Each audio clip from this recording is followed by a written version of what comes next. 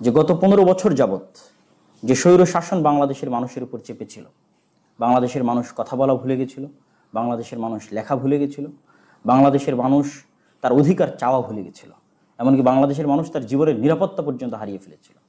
আজ এই ছাত্রদের আন্দোলনের মাধ্যমে শতাধিক মানুষের লাশের উপর দিয়ে আমি যেমন আজ ভিডিও করার অধিকার পেয়েছি বলতে পারছি, আরও হাজার হাজার মানুষ তাদের কথা বলার এবং লেখার অধিকার ফিরে পাচ্ছে।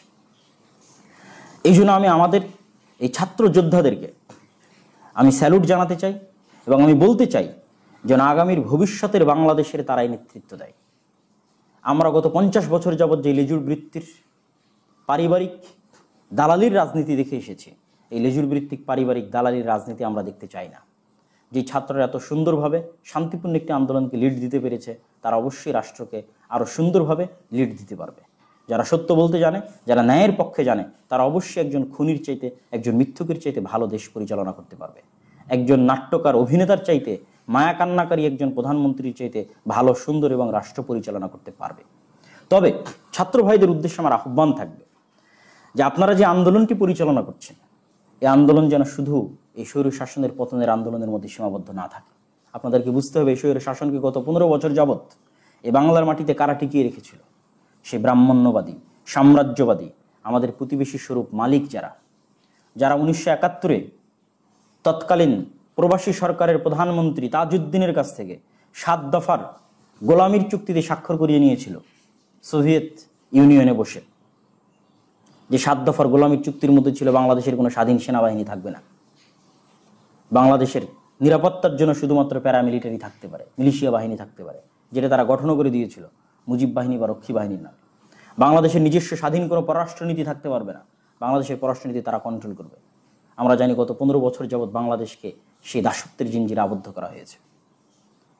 যে দাসত্বের জিঞ্জিরে আমরা ছিলাম ব্রিটিশদের সময়, ব্রিটিশদের সেই দাসত্বের জিঞ্জির থেকে 190 বছরের তিতুমিরের বাঁশের কেল্লা, ফরাইজি আন্দোলন, সৈয়দ আহমদ বেরলভী, শাহ ইসমাইল শহীদ, ব্রিটিশ বিরোধী জিহাদের মাধ্যমে আমরা যে 1947-এ স্বাধীন মানচিত্র পেলাম, এই 1947-এ পাওয়া স্বাধীন মানচিত্র, যদিও এই স্বাধীন মানচিত্রে বসবাস করা বাঙালিদের উপর পাকিস্তানিদের জাতিগত আহমিকার কারণে আমরা জুলুম এবং অত্যাচারের শিকার হই। ফলত পুনরায় 1971-এর যুদ্ধের মাধ্যমে আমরা আমাদের বাংলাদেশের মানুষের জাতিগত স্বাধীনতাও ফিরিয়ে নিয়ে এসেছি। 1947-এ নিয়ে এসেছিলাম মুসলমানিত্বের স্বাধীনতা, আর 1971-এ নিয়ে এসেছি বাঙালিত্বের স্বাধীনতা। কিন্তু দুঃখজনক হলো সত্য কি, যে 1971-এর বাঙালিত্বের স্বাধীনতার পরে আমরা পুনরায় আর এক বড় সাম্রাজ্যবাদীর কবলে পড়ে গেছি।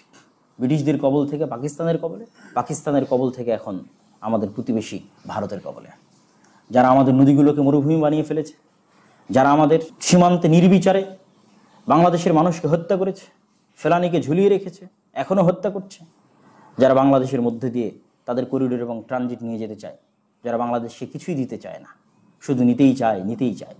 মংলা বন্দর নেবে, সমুদ্র বন্দর নেবে, চিটাগাং নেবে, রাস্তা নেবে, করিডোর নেবে, ট্রানজিট নেবে, কিন্তু সামান্য তিস্তার পানিটুকু দিবে না, সামান্য গঙ্গা এবং পদ্মার পানিটুকু দিবে না, সামান্য সীমান্তের নিরাপত্তা দিবে না।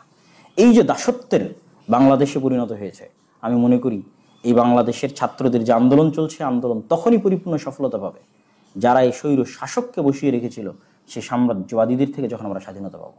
সেই দাসত্বের যে চুক্তিগুলো আছে, এই চুক্তিগুলো যখন ছিন্ন ভিন্ন করে দেওয়া হবে এবং স্বাধীন পররাষ্ট্রনীতির উপর যখন এই বাংলাদেশ প্রতিষ্ঠিত হবে। যে বাংলাদেশের স্বপ্ন দেখেছিলেন শেরে বাংলা একে ফজলুল হক, তিনি চাননি যে আমরা ভারতের সাথে যাই অথবা পাকিস্তানের সাথে যাই, কিন্তু কলকাতার দাদাবাবুদের কারণে তাকে নিজের মুসলমানিত্ব রক্ষা করতে পাকিস্তানের সাথে সম্পৃক্ত হতে হয়েছিল। কিন্তু তিনি চেয়েছিলেন স্বাধীন বাংলাদেশ, যেখানে হিন্দু মুসলিম সবাই বসবাস করবে, সমান অধিকার পাবে, সাম্য এবং ন্যায় বিচার পাবে। আমরা আজ দীর্ঘদিন পর হলেও শেরে বাংলার সেই বাংলাদেশে নিঃশ্বাস নিতে পারবো বলে আশা করছি। মাওলানা ভাসানী, হোসেন শহীদ সোহরাওয়ার্দীর বাংলাদেশে নিঃশ্বাস নিতে পারবো, যেখানে হিন্দু মুসলিম সকল ধর্মের মানুষ সমান অধিকারের সাথে, সাম্য ন্যায় বিচার এবং ন্যায়নিষ্ঠার সাথে, এবং পাকিস্তানের গোলামি মুক্ত অবস্থায় এবং ভারতের গোলামি মুক্ত অবস্থায় এটি স্বাধীন দেশে বসবাস করতে পারবো, সে আশা আমরা করতে পারি। তখনই আমি মনে করি ছাত্র ভাইদের এই বিপ্লব পরিপূর্ণ হবে। অতএব ছাত্র ভাইদের হাল ছাড়লে হবে না। এবং যারা বলে যে বাংলাদেশ কখনোই তার পার্শ্ববর্তী বিশাল দেশের সহযোগিতা ছাড়া চলতে পারবে না, তাদের উদ্দেশ্যে বলতে চাই, বাংলাদেশকে আল্লাহ সুবহানাহু ওয়া তাআলা যে বড় বড় নিয়ামত রাজি দ্বারা ঘিরে রেখেছেন, এই নিয়ামত রাজি পাক ভারতের এই দক্ষিণ এশিয়ার আর কোনো দেশকে আল্লাহ সুবহানাহু ওয়া তাআলা দেননি। হিমালয় পর্বত থেকে নেমে আসা প্রায় 90 নদীগুলোর 90 ভাগ বাংলাদেশের মধ্যে দিয়ে প্রবাহিত হয়েছে। এত উর্বর ভূমি এই দক্ষিণ এশিয়ায় কোনো দেশে নাই। আমাদের সমুদ্রও কানেক্টেড আছে, আমরা ল্যান্ডলক নই। সুতরাং এই দেশের স্বাধীনতার জন্য, এই দেশের নিরাপত্তার জন্য, এই দেশের উৎপাদন সক্ষমতার জন্য যা প্রয়োজন তার সবই এই দেশের আছে। অতএব এই দেশকে যদি স্বাধীন পররাষ্ট্রনীতির মাধ্যমে এবং ন্যায় বিচার এবং সাম্যের মাধ্যমে বৈষম্যমুক্ত অবস্থায় পরিচালনা করা যায়, আমি শতভাগ বিশ্বাস করি বাংলাদেশ ভারতের চাইতে এবং পাকিস্তানের চাইতে শতভাগ এগিয়ে থাকবে উন্নতিতে, অগ্রগতিতে, সমাজে, অর্থনীতিতে, রাজনীতিতে, সকল কিছুতে। তো আমি উদাত্ত আহ্বান জানাই ছাত্র ভাইদের প্রতি, আপনারা যে আন্দোলনে আছেন, এই আন্দোলনে আমাদের যেমন ধৈর্যের প্রয়োজন আছে, আমাদের এই দেশকে আল্লাহ সুবহানাহু ওয়া তাআলা ভৌগোলিক যে নিয়ামত দিয়েছে, যেখানে আমরা এক এরিয়ার মধ্যে এক ভাষায় এক জাতিতে বসবাস করছি, যেখানে এক ভাষা এবং এক জাতি হওয়ার কারণে গণবিপ্লব এবং গণ অভ্যুত্থান অনেক সহজ। এখানে সশস্ত্র বা সহিংস রাস্তা অবলম্বন করার কোনো প্রয়োজন নাই। অতএব সরকার যতই নাটক করুক, যতই জঙ্গি নাটক তৈরি করার চেষ্টা করুক, আমরা যদি ধৈর্য ধরে থাকি এবং শান্তিপূর্ণ আন্দোলন অব্যাহত রাখি, তাহলে গণ অভ্যুত্থানের মাধ্যমে, গণবিপ্লবের মাধ্যমে এই দেশে গত 50 বছর যাবৎ মুক্তিযুদ্ধের যে চেতনা বিক্রি করে ভারতের তাবেদার এবং দাস রাজ্যে পরিণত করার চেষ্টা করা হয়েছে, সেই দাসত্বের অবসান হবে, স্বৈর শাসনের অবসান হবে। এক মুক্ত বাংলায়, এক স্বাধীন বাংলায়, এক সাম্য এবং বৈষম্য মুক্ত বাংলায় আমরা স্বাধীন নিঃশ্বাস নিতে পারবো। আল্লাহ সুবহানাহু ওয়া তাআলা আমাদের সেই তৌফিক দান করুক। আল্লাহুম্মা আমিন। আসসালামু আলাইকুম ওয়া রাহমাতুল্লাহি ওয়া বারাকাতুহু।